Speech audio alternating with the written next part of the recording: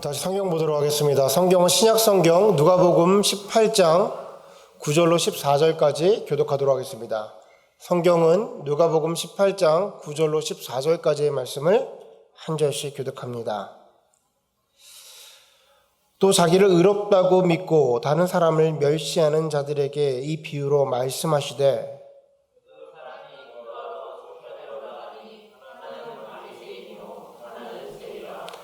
바리새인은 서서 따로 기도하여 이르되 하나님이여 나는 다른 사람들 곧 토색, 불의, 간음을 하는 자들과 같지 아니하고 이 세리와도 같지 아니함을 감사하나이다.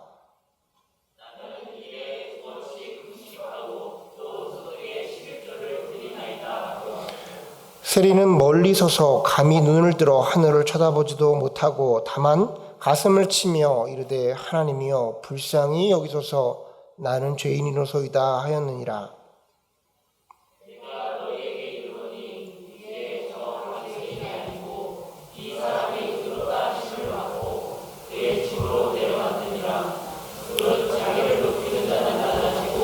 자기를 낮추는 자는 높아지니라 하시니라. 아멘. 오늘 저와 여러분의 나눌 말씀의 제목은 하나님이 차이시는 예배자, 하나님이 차이시는 예배자 라는 제목으로 말씀 나누도록 하겠습니다. 우리 예배를 드리기에 앞서서 우리 함께 찬양을 부리고 좀 이렇게 기도를 하고 예배를 좀 시작했으면 좋겠어요. 우리 찬양단 앞에 나오셔서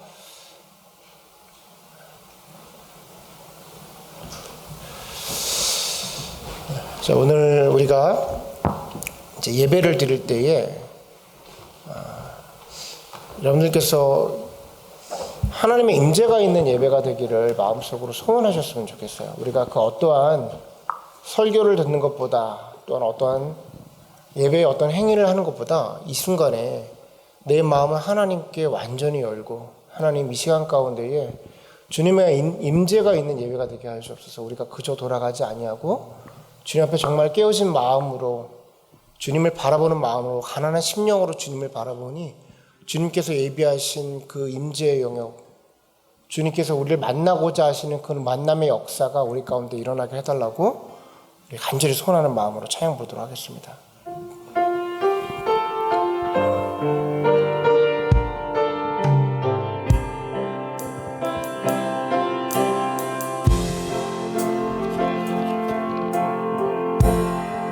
지극히 높은 주님을 낮이 성소로 들어갑니다. 세상의 신을 걷고서 주 보좌 앞에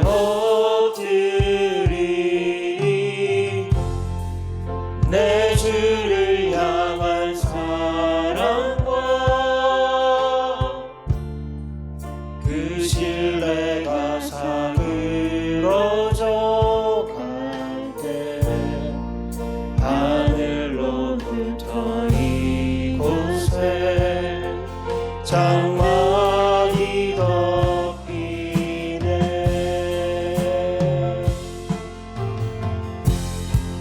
이곳을 덮으소서. 이곳을 비추소서.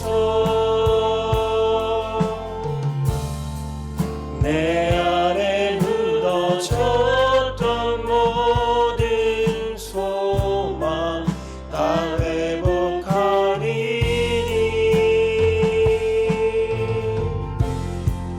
이곳을 지나소서. 이곳을 만지소서. 내 안에 죽어가는 모든 예배 다 살아나리라. 지극히 높으신 주님을 낮이 성소로 들어갑니다.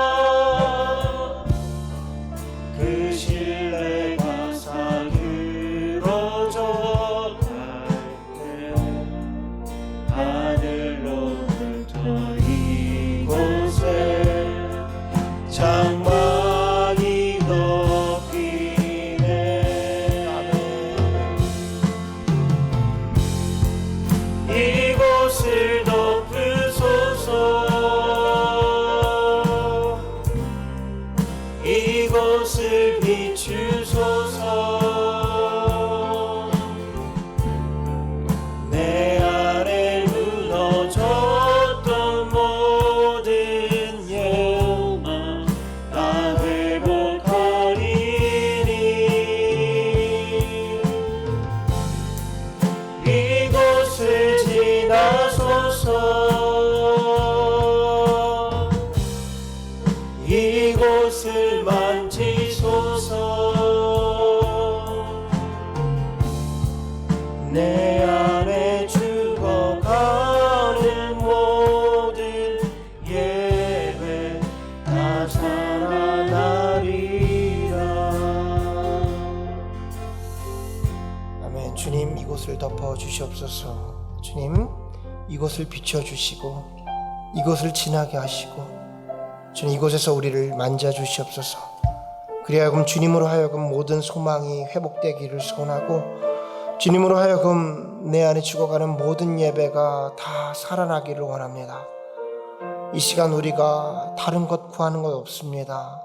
나의 모든 것을 내려놓고 오직 예수 그리스도의 성령을 구하고 주 예수 그리스도의 그 임재를 구하오니 아버지 하나님, 우리 가운데 임하여 주셔서 우리의 무너진 것들이, 우리의 부서진 것들이 주님으로 인하여 다 회복되게 하여 주옵소서. 그 어떤 사람을 의지함이 아니라, 어떤 지식을 의지함이 아니라 오직 주님만을 의지합니다. 주님만을 바라봅니다. 그 얼굴의 광채를 우리에게 비춰 주시옵소서. 예배 가운데 함께 하심에 감사를 드리며 이 모든 말씀 살아계신 예수님의 이름으로 기도드렸습니다. 아멘. 감사합니다. 우리 이 시간에 하나님이 찾으시는 예배자, 우리 설교 제목에 수정을 해주시기 바랍니다. 하나님이 찾으시는 예배자 제목을 두고 함께 말씀 나누도록 하겠습니다. 우리가 지난주에 예수님 누리기라는 제목으로 느헤미야 8장에서 여호와로 인하여 기뻐하는 것이, 즐거워하는 것이 너희의 힘이니라 라는 말씀을 나눴어요. 그러면서 느헤미야와 이스라엘 백성들이 52일간의 성벽을 다 지었는데 그 후에 낙심하고 절망하고 번아웃돼서 지쳐 있어서 그렇게 낙망하고 있을 때 하나님의 말씀으로 통해서 다시 한번 소생케되고 회복해야 되는 그 말씀을 나눴습니다. 그러면서 전해드린 메시지는 예배를 통해서 하나님을 누리는 겁니다. 예배가 곧 하나님을 만나는 것이고 하나님과 연결됨이 곧 우리의 힘이며 그것이 우리의 기쁨이고 그로 인해서 우리가 완전히 회복할 수 있는 것입니다 라는 메시지를 여러분이 드렸어요. 그러니까 예배라는 것이죠. 예배. 그런데 문제가 하나 있습니다. 그 귀한 말씀을 우리의 삶 가운데 가져오니까 무슨 문제가 생기냐면 우리에겐 이미 여러 가지의 예배가 있는 사람들이라는 거예요. 우리는 주일 예배도 드리고 수요 예배도 드리고 아침마다 아침 묵상을 하시기도 하고 목장 예배를 드리고 또 각각의 기도 시간에 개인의 예배를 다 갖고 있는 사람들이라는 거예요. 이미 예배가 있음에도 불구하고 우리가 누리지 못한다면 우리에게 뭔가 문제가 있는 것은 아닌가라는 것이죠. 창세기 4장을 보면 인류 최초의 예배가 등장을 합니다. 그것은 우리가 잘 아는 것 같이 가인과 아벨의 예배예요. 성경의 말씀을 보니까 하나님께서 가인의 예배와 가인의 예배는 받지 아니하시고 아벨의 예배와 아벨의 예물은 받으셨다라고 기록이 되어 있습니다. 이게 무슨 소리냐면 하나님이 받으시는 예배가 있고 하나님이 받지 않은 예배가 분명히 존재한다는 거예요. 여러분, 이스라엘 백성들이 그 느헤미야 말씀이 있을 때 예배를 드리지 않았을까요? 그렇지 않습니다. 저희와 마찬가지로, 아니 저희보다 더하게 그들은 하루에 3번씩 성전을 향해 자신의 발걸음이 가지 못하였다면 그곳을 향해 기도드렸던 사람들이 바로 이스라엘 사람들이었어요. 그런데 이상하게도 느헤미야가 에스라 학자를 앞에 세우고 말씀을 읽고 그 말씀이 우리에게 귀에 들려올 때에 그들이 울면서 하나님과 연결되는 예배를 드렸다라는 거예요. 그 전에도 분명 하나님의 말씀이 있었고 그 전에도 하나님을 향한 예배가 있었는데 그날 임한 임재를 그들이 경험하게 되었다라는 겁니다. 우리에게도 마찬가지인 거죠. 예배가 있습니다. 우린 열심으로 예배 생활을 하는 사람들이에요. 그런데 우리의 예배가 정말 하나님께 연결되고 있는가? 이것은 한번 돌아봐야 되는 문제라는 거예요. 자, 설교를 준비하면서 우리가 그런 표현들을 많이 쓰잖아요. 성공하는 예배자, 진정한 예배자, 이런 표현들이 많이 있는데 이런 표현을 쓰려니까 설교 중에 또 나올 수도 있지만 습관적으로 나올 수도 있지만 뭔가 우리를 위한 것 같은 느낌이 있고 뭔가 전략적인 느낌이 있고 성공하는 예배자 뭐 말의 뜻은 여러분들이 이미 알고 있을 것 같은데 표현이 조금 오해될 수가 있을 것 같아서 주님께 연결되는 예배자라고 제가 명칭을 정했습니다. 뭐 용어야 어찌됐든 그게 중요한 건 아니지만 우리의 예배가 하나님께 연결하는 예배자가 되려면 어떤 것이 연결하는 예배고 그 연결하는 예배가 과연 어떤 모습인지 오늘 본문을 통해서 한번 나눠봤으면 하는 거예요. 오늘 본문을 보면 본문에 특징이 있습니다. 그러니까 구약 성경에도 사실은 많은 예배자의 모습이 있고 하나님께 연결되는 예배자의 모습이 나오는데 다소 어려운 부분이 있어요. 그런데 예수님께서 신약에 들어오셔서 제자들에게 선명하게 두 가지의 비유를 들으시면서 무엇이 하나님께 연결되는 기도이며 예배인가를 정확하게 보여주고 있는 게 오늘의 본문이라고 할 수 있어요. 오늘의 본문의 키포인트는 뭐냐면 2명의 예배자가 있다는 겁니다. 2명의 예배자가 존재했다는 거예요. 자, 첫 번째, 그 2명은 정반대의 상황에 두 사람이 등장을 합니다. 그들은 공통점은 둘 다 성전을 향해 올라가고 있는 자들이라는 거예요. 둘 다 예배를 드리러 올라가고 있는 자들입니다. 근데 그 중에 첫 번째가 누구냐면 바로 바리새인들이에요.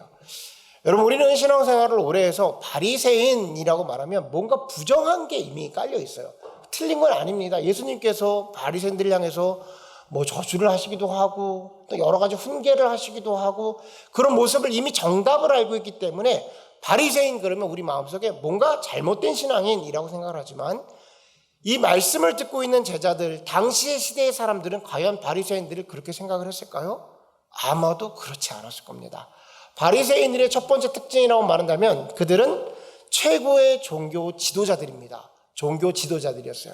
여러분, 지금은 시대가 조금 많이 바뀌어서 목회자 하기가 쉽지 않은 시대이긴 하나 저희 아버님이 사실은 이제 목사님이었잖아요. 어렸을 때 저희 아버님이 목사님입니다 이런 이야기 했을 때 상대방에서 나오는 그런 모습들이 있어요.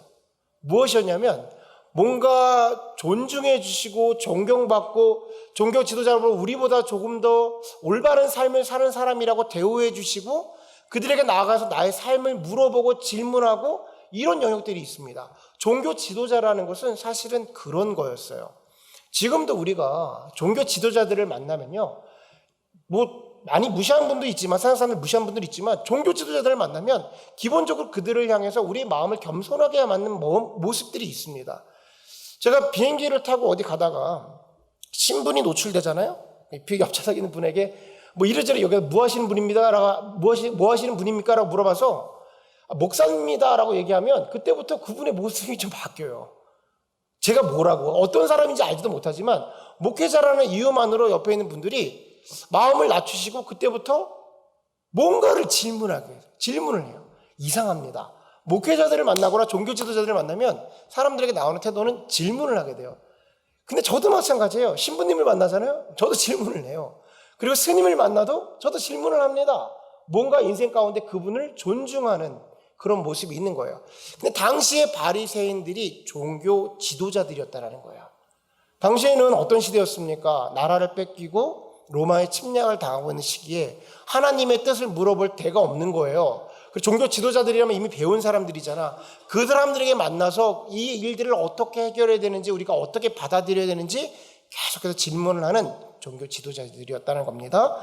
두 번째는 그들은 경건한 사람들이고 말씀을 끝까지 지키려고 무던하게 애를 쓰는 사람이었다는 거예요.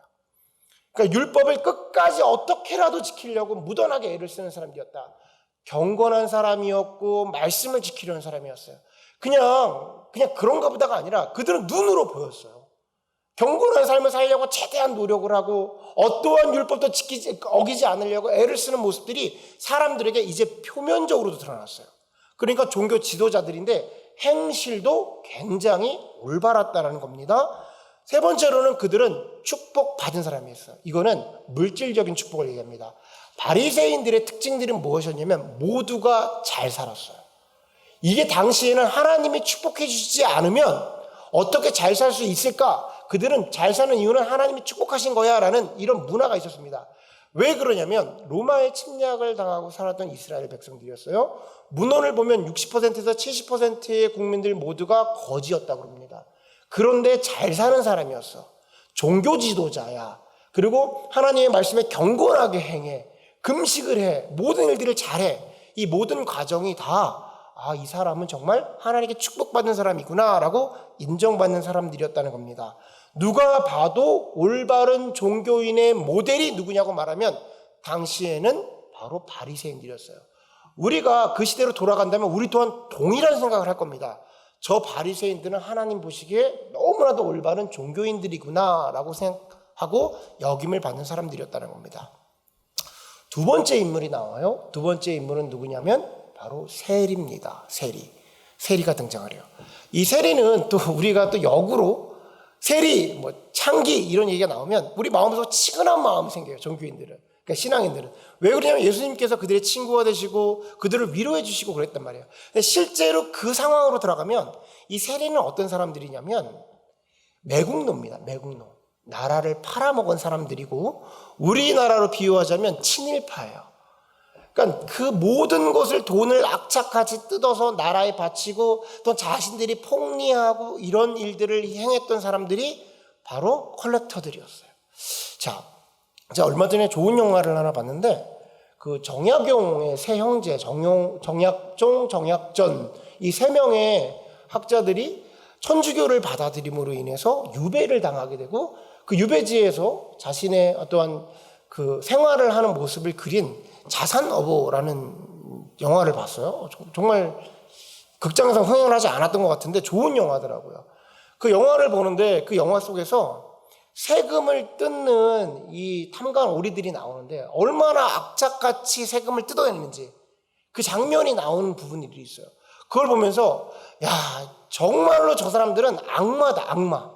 당시의 사람들은 도저히 먹을 것도 없고 농사를 지을 것도 없는데 아이를 낳는데 아이가 태어나는 순간부터 세금을 매기고 아버지가 돌아가셨는데 할아버지가 돌아가셨는데 그 2년 전에 돌아가신 할아버지까지도 세금을 매기고 있어요. 도저히 낼 게 없어서 가져갈 게 없다라고 얘기하니까 너네 집에 농사 짓는 소가 있지 않느냐, 소를 잡아가는. 그러니까 아무것도 어떻게 할 수 없는 그 사람들이 실제로 이 바로 세리들이었다는 거예요. 우리는 세리 그러면 마태도 떠올리고 삭개오도 떠올리고 막 이러니까 조금 미화된 이야기를 듣지만 당시에 그들은요 죄인들의 죄인이고 도저히 구원받을 수 없는 사람이고 악마 중에 악마예요. 얘네들만 없어도 우리가 어떻게 살아갈 수 있겠다라고 생각할 정도로 이스라엘 백성들은 세리를 보기에 악마 중에 악마라고 생각했다라는 겁니다. 이 두 사람이 지금 성전에 기도하러 올라가고 있는 거예요.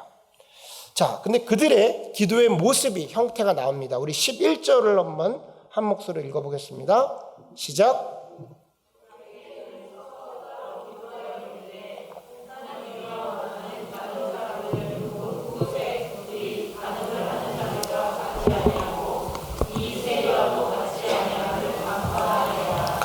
아멘. 바리새인이 하는 기도의 모습이 나오는데 중요하게 좀 봐야 될 것은 서서 따로 기도하여라고 기록을 해요.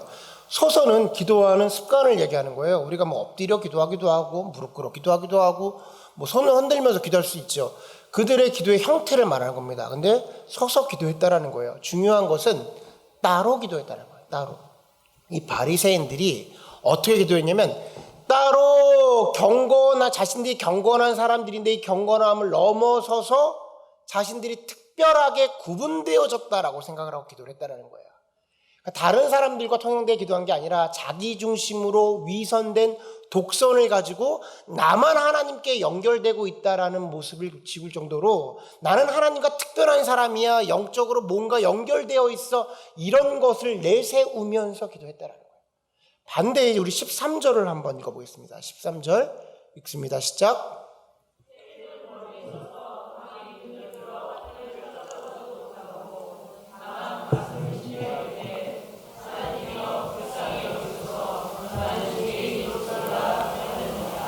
아멘.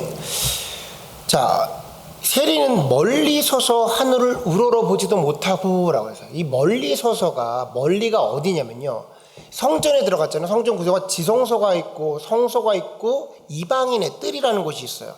그러니까 지금 이방인의 뜰이라는 곳에서 성전에 들어가지도 못하고 멀리에 서서 가서 하늘을 쳐다보지도 못한다. 주일시들은 어떻게 예배를 기도를 하냐면요, 하늘을 향해 얼굴을 들고 가슴을 치면서 기도를 해요. 울부짖기도 하고. 이게 기도의 형태예요. 하늘을 보는데 이 세리는 하늘을 우러러 보지도 못하고 기도하는 거야. 하나님께로 다가가지도 못하고 기도하는 거야. 그러면서 뭐라고 기도하면 불쌍히 여겨주십시오. 나는 죄인입니다. 라고 기도를 합니다. 아까 바리새인은 어떻게 기도했죠? 저 세리와 같지 않음을 감사하나이다. 라고 하면서 구분 지었는데, 세리는 지금 내가 바로 죄인임을 고백하는 기도를 하고 있다는 겁니다. 기도의 내용이 토색, 불이 가늠하지 않고 주에 2번 금식을 하고 11조를 드리나이다 라고 바리새인이 기도를 해요. 얼마나 대단한 겁니까? 11조를 드렸대요. 엄청난 헌신을 한 거고, 주에 2번씩 금식을 했다는 건 경건의 모습을 갖추었다는 것이고요. 토색, 불이 가늠하지 않았다는 것은 율법을 철저하게 지켰다는 겁니다. 여러분, 이런 신앙이 대단한 신앙이 아닙니까? 솔직히 예수님께서 뭐라고까지 얘기하셨냐면요, 너희의 의가 바리새인보다 더해야 된다 그랬어요. 그러니까 바리새인들의 의가 무시할 정도가 아니었다라는 거예요. 우리가 만약에 진짜 우리 주변에 이런 신앙이 있으면 우리 아마 신령한 사람이라고 했을걸요. 보통 사람은 아니었을 겁니다. 그런데 세리는 어떻게 기도하냐면, 가자마자 고개도 들지 못하고 나를 불쌍히 여겨주십시오. 나는 죄인입니다. 나를 불쌍히 여겨주십시오. 라고 하면서 자기 자신을 완전히 낮추고 자기 자신을 포기하고 회개하는 기도를 드려요. 여러분, 제가 여러 차례 얘기했지만 신앙생활을 하다 보면 하나님이 우리와 함께 계심을 경험함으로 하나님으로 인해서 나의 일이 잘 되고 순조롭고 윤택게 되는 그런 축복도 있습니다. 그럴 때 우리 하나님께 정말 감사드리죠. 근데 때때로 죄가 죄로 여겨지는 은혜를 경험할 때도 있어요. 뭐 앞에 것도 은혜고 뒤에 것도 은혜지만, 때때로 하나님의 말씀을 들을 때에 모세와 바로를 보고, 예전에는 내가 모세와 같이 하나님께서 홍해를 가르시고 만나와 메추라기를 내시고 이런 은혜를 경험할 때도 있지만, 솔직히 바로의 모습을 보면서 내 안에 얼마나 강팍한 게 있어서 하나님 앞에 끝끝내 무릎 꿇지 못하고 내가 고집 피우고 이런 모습이 드러날 때, 조명될 때 은혜를 느낄 때도 있습니다.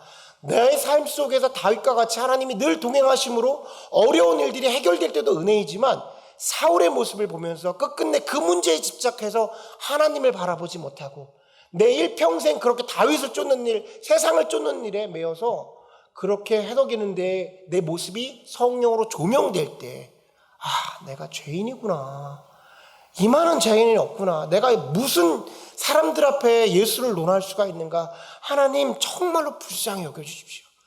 나의 이 알량한 자존심, 그 알량한 그 지식들 그거 내세우겠다고, 저 사람에게 꼴리지 않겠다고, 그거 주님 나 불쌍히 여겨주십시오. 이게 정말로 성령으로 인해서 조명되어질 때, 여러분, 그만한 은혜가 또 없는 거예요. 왜냐하면 그 모습 그대로 하나님 앞에 나갈 수 있으니까. 그 모습 그대로 하나님 앞에 나가서 내 자신을 완전히 내어놓을 때, 내 자신에게 어떠한 기대도 없이 나의 의가 드러나지 않고 하나님께 느낄 때, 하나님이 그 예배 가운데, 그 기도 가운데 우리를 의로 여기시는 역사가 일어나요. 오늘 본문을 보시면 예수님께서 그 세리, 매국노, 친일파, 악의 축, 그 사람을 향해서 뭐라는 표현을 쓰시면 그를 의롭게 여겼다고 그래요. 의로운 사람이었단 말이에요. 세리를 향해서. 여러분, 세리가 어떻게 의로울 수가 있습니까? 이 의롭다는 표현은 구약 성경에 하나님께서 아브라함에게 쓸 때 쓰셨던 의로움이에요. 아브라함을 의롭다 칭하실 때 그런 세리가 무엇할 때였습니까? 그 행위와 상관없이, 행위도 우리가 나중에 얘기하겠지만, 행위와 그 겉보기와 상관없이 그 마음속에 자기를 완전히 내려놓고 완전히 포기하고 하나님의 긍휼하심만을 구할 때, 그 예배를 드릴 때 그 예배가 하나님 보시기에 의로운 예배라는 거예요. 그게 연결되는 예배라는 것이죠. 여러분, 우리가 우리 자신의 예배를 한번 돌아봐야 돼요. 우리가 지난주에 하나님을 누리는 것이, 예수님을 누리는 것이 예배를 통해서 이루어지고 누리는 것인데, 우리에게 이미 예배가 주어진 사람들이라는 것이죠. 하나님 누리겠다고 제가 예배 더 만들까요? 더 또 만들 예배가 있나요? 금요 철야 또 뭐 예배 만들려면 뭐 완전 어머니 기도해. 그리고 아버지 기도해. 뭐 남전도 해. 여전도 해. 우리가 예수님 누리겠다고 기도를 계속해서 만들까요? 예배를 만들까요? 아마도 예배 횟수가 우리에게 모자르진 않을 겁니다.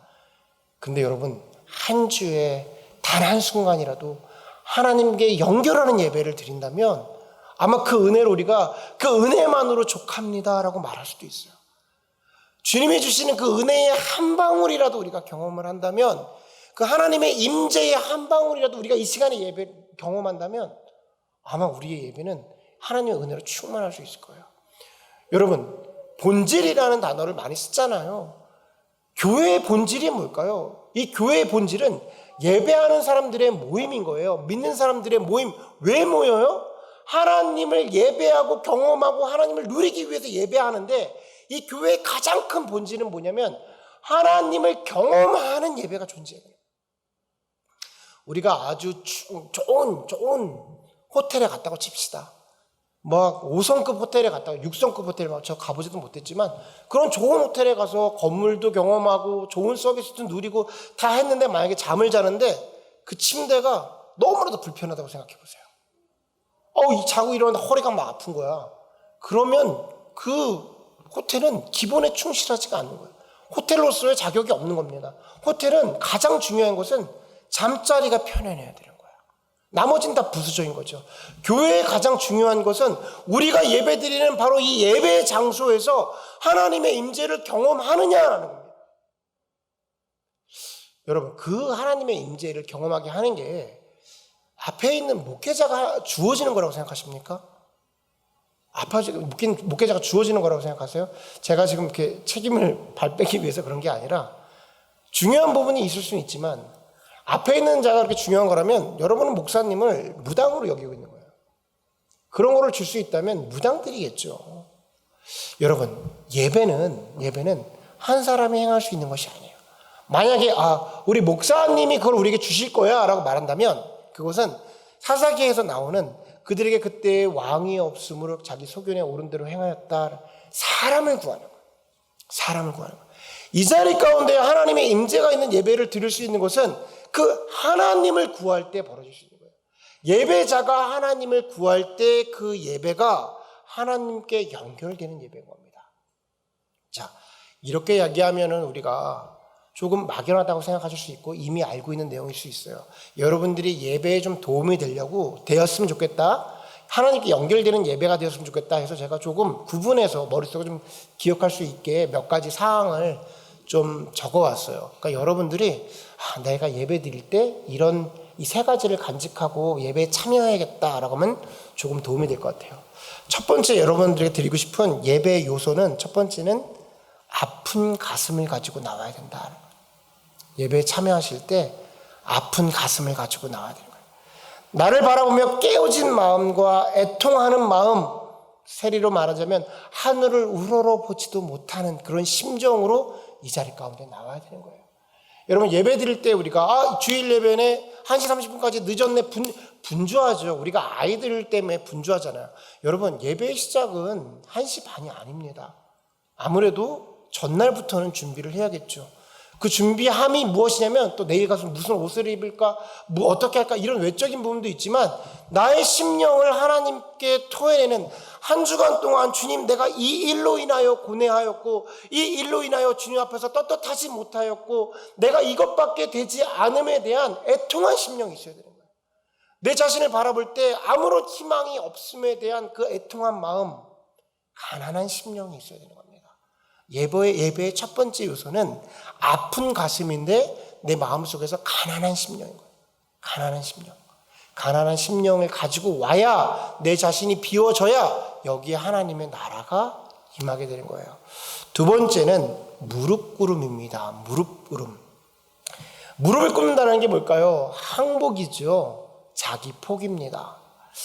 나를 불쌍히 여겨주십시오라고 외쳤던 세리의 모습 속에서 그 무릎 꿇음이 있는 거예요. 여러분, 세리가 외적으로 뭐가 부족했을 것 같습니까? 그렇지 않아요. 세리 잘 먹고 잘 살았어요.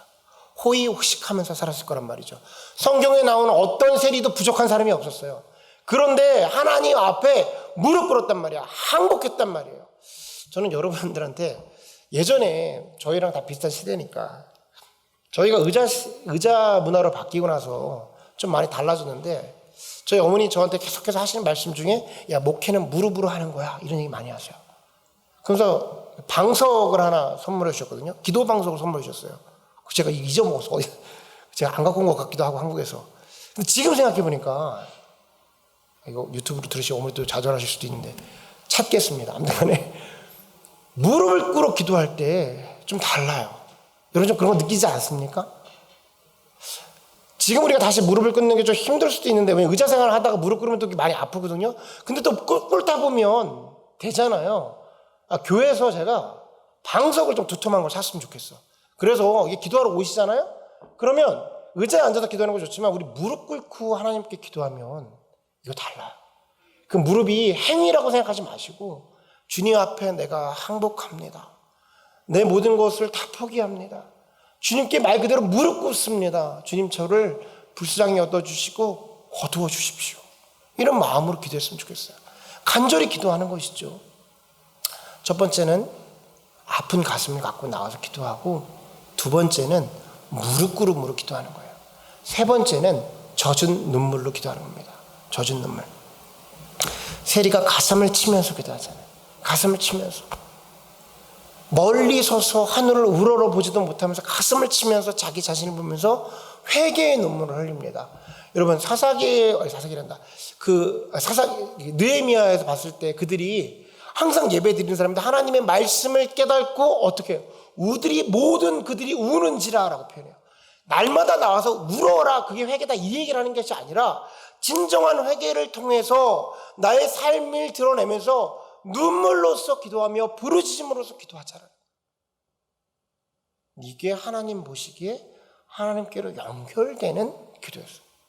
첫 번째, 애통하는 마음, 아픈 가슴으로 무릎 꿇는 기도, 그리고 젖은 눈물로 기도해요. 여러분 정말 우리가 주일 예배 나와서 각자 예배 시간에 이 세 가지로 예배를 드린다면 이게 연결되지 않겠습니까? 때때로 우리 필링으로는 뭐가 안 올 수도 있어요. 그런데 내 필링이 안 왔다고 하나님께 연결되지 않는 것은 아닙니다. 그런 것만 쫓아다니는 것이 온전한 예배는 아니에요. 중요한 건 이것을 가지고 나의 마음을 하나님께 드리고 하나님, 주님께서 나에게 이 시간 임재를 주셔서 하나님께로 연결을 되어야 내가 회복됩니다. 그 임재를 구한다면 이보다 건강한 예배가 없다고 생각을 해요. 저는 이 세 가지의 예배의 모습을 보면서 두 명의 인물이 떠올랐습니다. 첫 번째는 요즘에 우리가 묵상하고 있는 기드온이었어요. 기드온. 여러분, 기드온이요, 이 세 가지를 합니다. 아픈 가슴을 가지고 그 자기에게 지금 벌어진 일들, 나라의 어려운 일들을 가지고 하나님께 나아가죠. 무릎을 꿇습니다. 나는 작은 종이라는 거예요. 나는 아무것도 할 수 없는 겁쟁이라는 거예요. 하나님께 자기 자신을 완전히 포기해요. 그리고 눈물 젖은 그 마음 속에서 자기 자신을 드러내죠. 저는 하나님께서 그 모습 가운데 기드온을 들어 쓰심이 있었다고 생각을 해요. 기드온 상황이 좀 특별한 상황이긴 하나 중요한 것은 요즘에 기드온 묵상하면서 어제, 오늘, 다음, 내일 어떻죠? 기드온 자기의 이름을 내기 시작합니다. 7장부터 여호와를 위하여 일어나라, 기드온을 위하여 일어나라. 여호와를 위하여 칼을 들라, 기드온을 향하여 칼을 들라라고 말해요. 하나님의 이름에 자기 이름을 딱 숟가락을 하나씩 올려요. 그러면서 자신이 복수하기 위해서 300명의 군사들을 마음대로 쓰고 자기 사역을 줄이기 위해서 하나님의 이름을 나타내는 게 보다 자기의 이름을 드러내는 것을 볼 수가 있어요. 어떻게 됩니까? 기드온 나중에 기드온 어마어마합니다. 아주 그냥 별의별 짓을 다 해요. 엄청나게 몰락하는 기도를 볼 수가 있어요. 여러분, 하나님께 원하는 기도가 연결되는 기도가 끊어지는 순간 기드온이고 사울인 거예요. 그들에게 신앙이 없었다고 아무도 말할 수가 없습니다. 하나님이 들어 사용한 사사였어요. 그러나 이렇게 연결되는 예배가 되어지지 않으니 끊어지니 그들이 마음대로 악의 길을 가더라는 거예요. 우리라고 예외가 아닌 겁니다. 지금 우리가 신앙생활 좀 했다고, 우리가 예전에 하나님의 경험이 좀 있다고, 내가 하나님 좀 안다고, 그래서요 뭐요? 오늘 내가 하나님께 연결되지 못하면 우리가 사울 되는 것이고 우리가 기드온 되는 겁니다. 이 예배를 보면서 제가 떠올랐던 또 다른 사람은 다윗이에요. 여러분, 다윗이 아픈 가슴으로 하나님께 나가죠. 하나님, 어찌하여 나를 돌아보시지 않습니까? 하나님, 나를 불쌍히 여겨주십시오. 그 얼굴의 광채를 내게 비춰주십시오. 하나님, 내가 지금 죽게 생겼습니다. 가난한 심령으로 하나님께 나갑니다. 무릎을 꿇고 기도하죠. 아무것도 나에게 희망이 없음을 기도합니다. 철저하게 자기 자신을 포기하고 하나님께 매달립니다. 젖은 눈물로 기도하죠. 그 우슬초로 나를 정결케 하여 주옵소서. 하나님 없이는 내가 될 수가 없습니다. 오늘도 나의 생명을 가지고 계신 주님이십니다. 내가 날마다 눈물로 이 밤을 지새웁니다 라고 고백한 게 바로 다윗이었어요. 근데 다윗은요, 이거 끝까지 지킵니다. 다윗 지독한 사람이에요. 이것 끝까지 지킵니다. 죽는 날까지 지켜요. 끝까지 하나님의 영광을 구하는 거예요. 그럴 때 하나님께서 다윗을 뭐라고 말합니까? 나의 마음에 합한 자라, 합일된 자라, 연결된 자라, 나와 마음이 같은 자라라고 말해요. 여러분, 우리에게 다윗 그러면 부담일 수 있겠죠. 중요한 건 원리를 깨달자는 겁니다. 주님께 연결되는 자가 예배자인 거고, 연결하기 위해서는 가난한 심령, 무릎 꿇음, 눈물 젖은 기도가 있어야 돼요. 젖은 눈을 가지고 애통한 심령 주님께 나와야 됩니다. 여러분, 이걸 기억하셨으면 좋겠어요. 또 잊으실 수 있죠. 시간이 많이 지나서. 근데 예배에 참여하면서 내가 이 예배를 드리기 위해서 이 세 가지를 가서 하기 위해서 예배 자리에 나오셨으면 좋겠어요. 상황이 여의치 않아서 기도의 자리에 나오기도 쉽지 않으신 분도 있을 수 있습니다. 잠깐 그 시간이 5분, 10분밖에 되지 않을 수도 있습니다. 중요한 건 이 세 가지의 마음을 가지고 계셨으면 좋겠어요.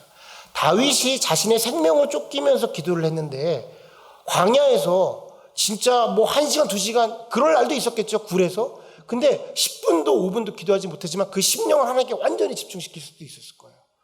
자, 우리는 먼저 시간이 확보됐을 때 하나님과의 관계도 맺어야 되지만 그렇지 못하다 하더라도 이 세 가지를 꼭 기억하셔서 하나님께 연결되는 예배를 드려서 그 예배를 통해서 예수님을, 하나님을 누리시는 저와 여러분이 되기를 주님의 이름으로 간절히 소원합니다.